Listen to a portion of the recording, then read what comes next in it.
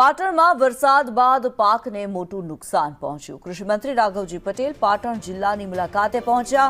રાધનપુર તાલુકાના અસરગ્રસ્ત ગામોની મુલાકાત લીધી। કૃષિમંત્રીએ ભિલોટ ચલવાડા ગામની મુલાકાત લીધી। પાણીમાં ગરકાવ ખેતરોની સ્થિતિ જાણી નિરીક્ષણ કર્યું। ખેડૂતોએ પાક નુકસાની અંગે કૃષિમંત્રીને રજૂઆત કરી।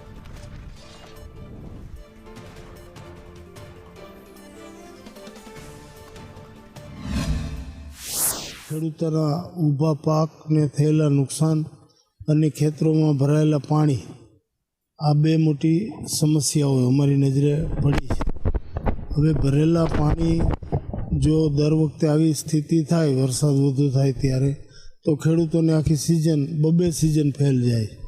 એના કાયમી ઉકેલ માટે અમે માનનીય મુખ્યમંત્રીશ્રીને ભલામણને રજૂઆતો કરશું। વહેલી તકે ભરાયેલા પાણીનો કઈ રીતે નિકાલ થઈ શકે અને કાયમી ધોરણે કઈ રીતે એનો ઉકેલ લાવી શકાય એ દિશામાં કાર્યવાહી કરવા માટે સરકારમાં અમે આગળની કાર્યવાહી કરાવશું। નુકસાનીનો સર્વે ખેતીવાડી ખાતાના અધિકારીઓ દ્વારા ચાલુ છે, આખરી તબક્કામાં છે। એનો અહેવાલ આવ્યા પછી અમને પૂરો ખ્યાલ આવી શકે।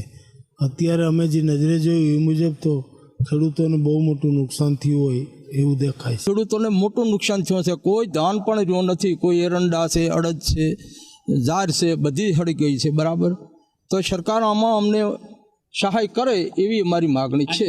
કૃષિ મંત્રીને એ અમે રજૂઆત કરી કે જે પહેલાં પ્રથમ તો બનાસકાંઠાનો નહીં ચૂકવા, એ અમને ચૂકવે। બરાબર, એ રજૂઆત અમે કરી છે।